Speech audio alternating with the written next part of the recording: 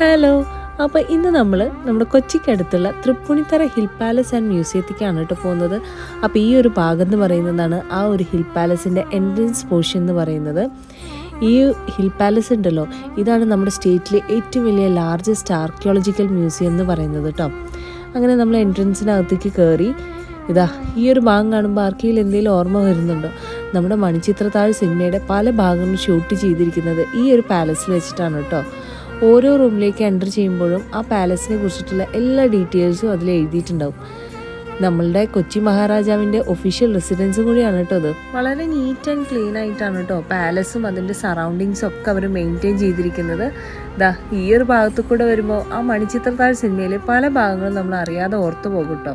കുറേ നല്ല കാഴ്ചകളും അറിവുകളും ഒക്കെ കിട്ടുന്ന ഒരു പാലസാണ് കേട്ടോ അത്. അതുകൊണ്ട് തന്നെ കൊച്ചിക്ക് അടുത്ത് നിങ്ങൾ പോകുകയാണെങ്കിൽ ഈ പാലസ് എന്തായാലും ഒരു മസ്റ്റ് വിസിറ്റ് പ്ലേസ് ആണ്. പുതിയ വീഡിയോ ആയിട്ട് വരാം. അതുവരെ